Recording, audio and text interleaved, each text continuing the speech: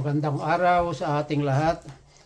Dito na naman ako para mayroon akong i-share sa inyo o ibabahagi sa inyo na paano tayo gumawa ng homemade na lunas. Nakit ng halimbawa, nananakit ang ating shoulder, nananakit yung ating likod, sa joint sa tuhod, joint sa paa. Ay i-share ko sa inyo, natutunan ko rin sa mga nagpo-post sa YouTube kung paano sa YouTube kung paano gumawa. Na-post ko na ito dati pero hindi ko kung ano ang naging resulta. Noong nasa Pilipinas ako, after mga almost na ako sa Pilipinas, doon ko naramdaman na mayroon na pala akong sakit ang tuhod ko, na parang may bukol na lumabas at nag-iinit lagi yung paa ko. So pinanood ko yung niya, ang ginawa niya, yun ang ginamit ko. Hindi naman agad tumatalab. Magtitiyaga ka na ipaw-araw yun sa bago matulog o paggising sa umaga. Tinry ko, it takes a month bago gumaling. Kung inumpisahan nyo, huwag kayong hihinto. Ito lang pala ang isang remedy, o yung bibili pa ako ng mga tablitas na pang-muscle pain o joint pain. Makakal dito para makamenos tayo, ipapakita ko sa inyo kung paano ang paggawa. Gamit natin ng avocado, yung garapon, paglalagyan natin para pantanggal ng avocado at saka so umpisahan na natin.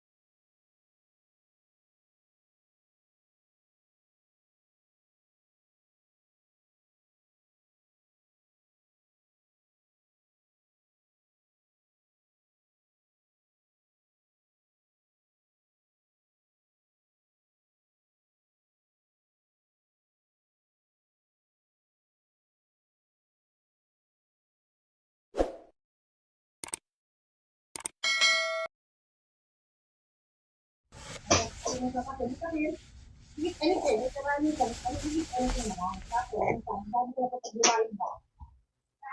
Ayaw mo na